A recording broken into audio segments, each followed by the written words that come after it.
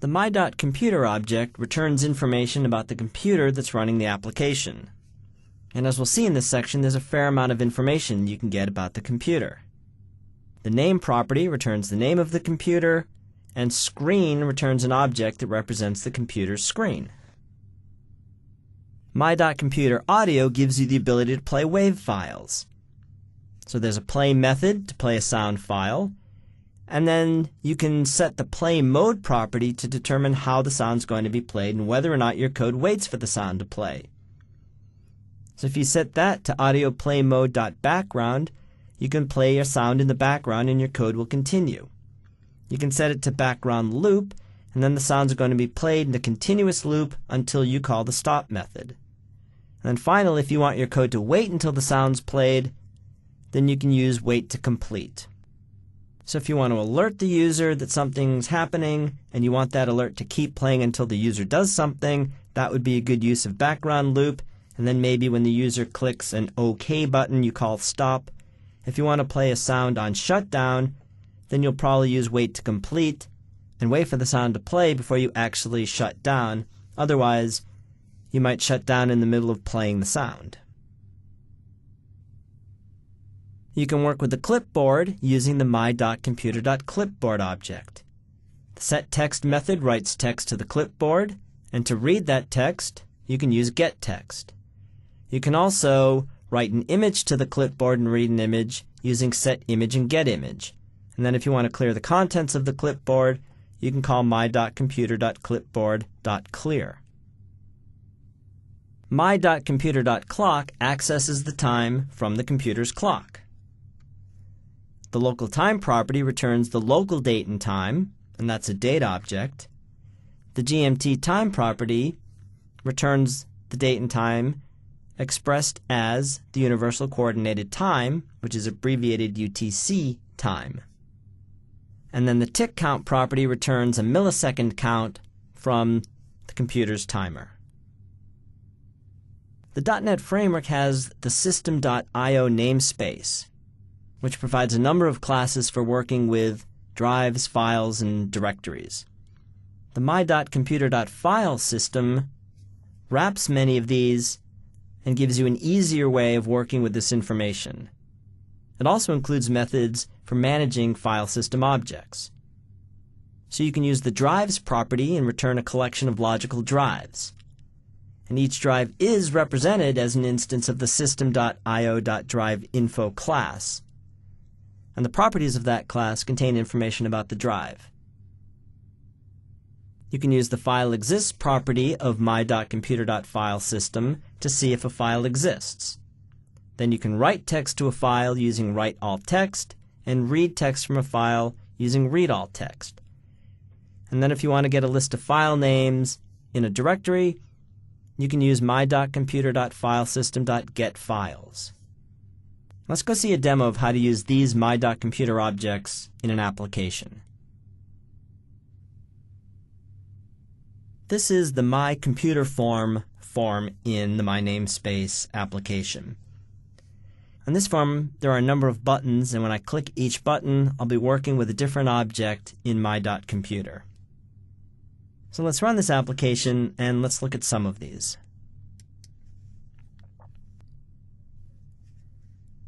I'll bring up that form by clicking my.computer, and here we are.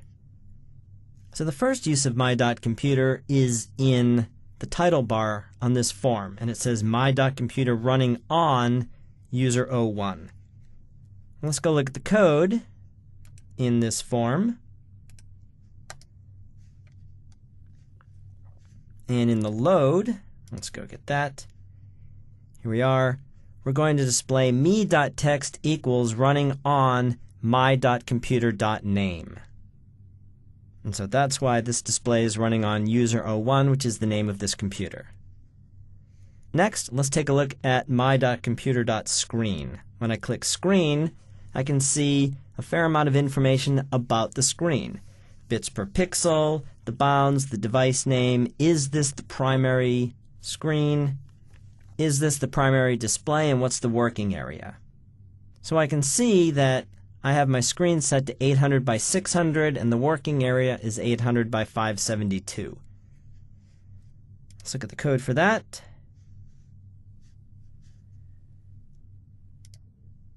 That would be in the Screen button. And when I click that, my.computer.screen.bits per pixel, bounds, device name, primary, and working area. Now I have a resize button on this form, and I'm going to resize the form if I'm working on a screen that's greater than 800 by 600. So I can get that information by checking bounds.height and bounds.width. And if they're greater than 800 by 600, then I'm going to resize the screen to 1043. Now right now I'm working with 800 by 600, so clicking resize will do nothing. But if I had a higher screen resolution, I could resize this form. When I click maximize, then I'm going to set the form to take up the entire working area. So I'll set the size property of the form to my.computer.screen.workingarea.size, the left property of the form to the left property of the working area, the top property of the form to the top property of the working area, and now that maximizes the form to fill up the entire screen. Okay, let's look at audio. When I click the audio button, I want to play sounds.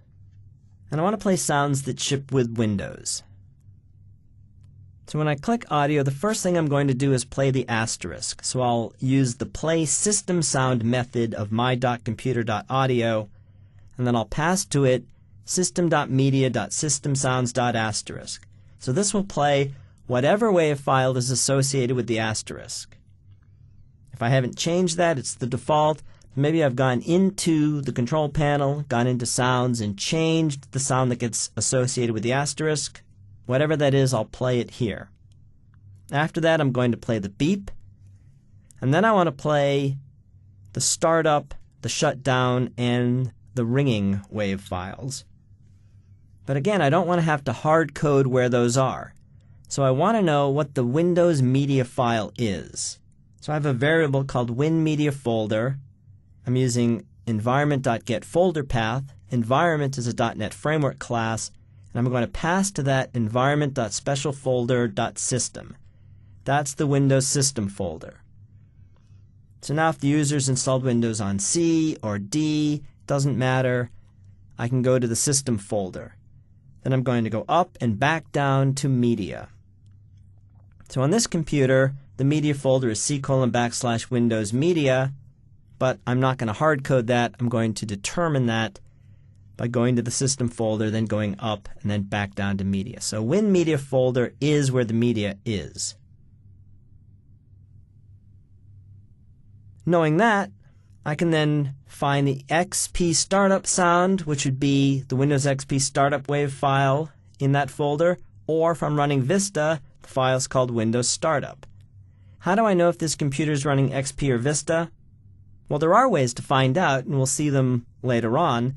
But for now, I'm just going to look for these files. And this is actually a little bit safer code because it could be that the user has deleted their sound files.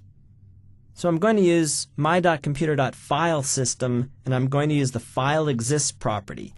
So if the XP startup sound file, which is XP, Windows XP startup WAV, if that exists, then I want to play it. And I'll play it by using my.computer.audio.play. And I'll pass the name of the file to play, and I'll also instruct the application to wait until that completes. If that file doesn't exist, it doesn't get played. And then I'll check for the Vista startup sound. If that exists, then I'll play that file. If neither of them exists, then neither of them plays. Then after that, I'm going to play the beep and pop up an alert to the user. Click OK to play a WAV file in a background loop. And I'm going to play the Windows XP ringin WAV file or the Windows ringin file, depending on whether I'm in XP or Vista. So again, if the XP ringin sound exists, I'll play that in a background loop. And that will keep playing until I stop it. Or if I'm on Vista, I'll play the Vista ringin sound in a background loop. Now at some point I'm going to want to stop that. So when I click the stop button on the form, I'll call the stop method of my.computer.audio, which will stop that file from playing. Okay, so let's see that. So I'm going to click the audio button, and I'll play two sounds, the asterisk and then the beep. So I added the beep in there because when this alert pops up, I want there to be a beep. So now, when I click this, I'll play either the XP startup file or the Vista startup file. Then there will be another beep and the next alert. Now I'm going to play the ringing sound, either the Windows XP ring-in wave file or the Windows ring-in file, based on whether I'm using XP or Vista. We're using Vista here, so it'll be the Windows ring-in file, and that's going to play in a background loop, and it's going to keep playing until I click the stop button.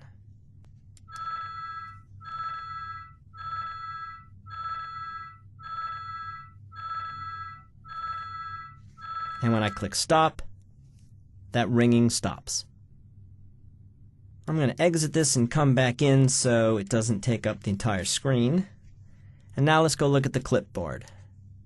I can use my.computer.clipboard to read and write images and text to and from the clipboard. So I'm going to enter some text. Greetings from Eden Prairie. And then I want to copy this text to the clipboard. Then get rid of this, or I could have clicked clear text, I suppose, and now read it back in. So let's go see the code for that. This is in the My Computer Clipboard Forms form. And when I click the copy text button, I'm going to copy the text in that text box to the clipboard, if there is text. So I'll first check to see if there's anything in that text box. If there is, then my.computer.clipboard.setText reads that text and copies it to the clipboard. When I click the Read Text button, then I'm going to paste that text. Well, first of all, I need to make sure there's text in the clipboard. So my.computer.clipboard.containsText tells me if there's any text in the clipboard. If there is, then I'm going to set the text property of the text box to my.computer.clipboard.getText. So setText writes to the clipboard, and getText reads from the clipboard.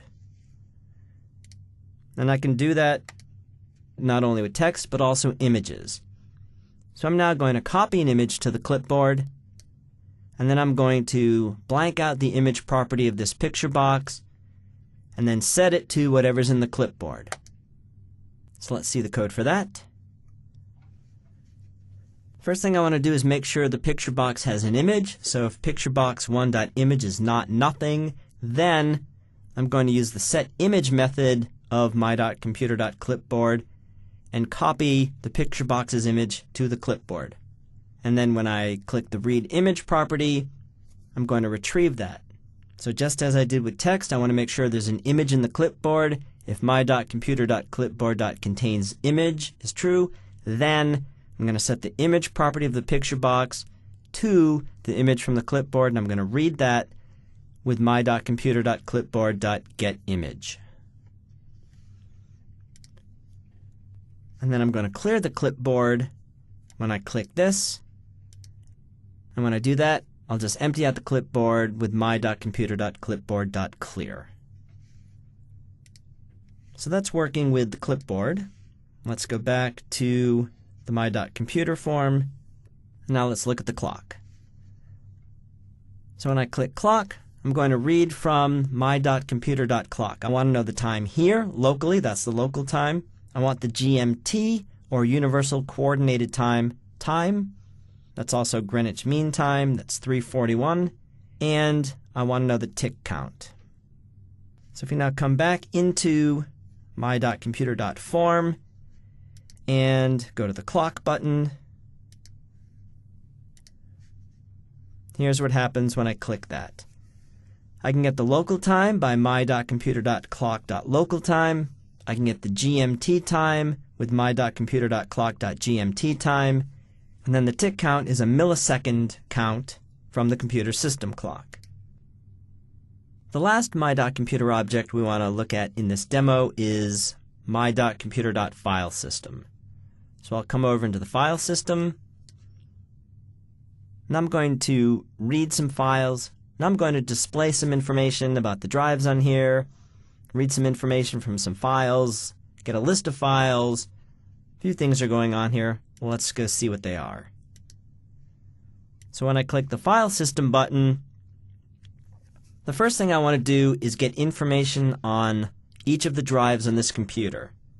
So my.computer.filesystem.drives will return a collection of drives on the computer. And each one of them is an instance of system.info.driveinfo. So I'm going to loop through each of the drives, and if it's ready, then I'm going to display its total size and name and the available free space. So I have a C drive and a D drive. I can see the total size of each drive and the available space on each. Then I'm going to create the directory C:\appdev. If it already exists, this line of code doesn't do anything.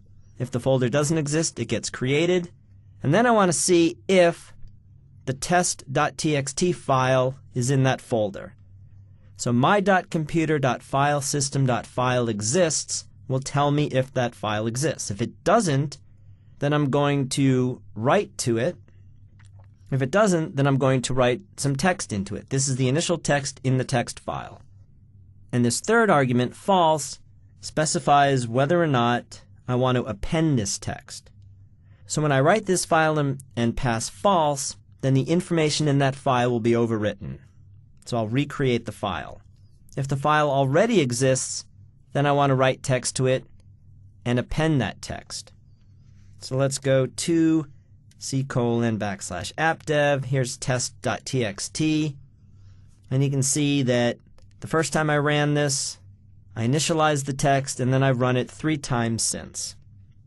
So obviously I practiced this before now. Then I want to display images. Notice there are 3 images in my Pictures folder.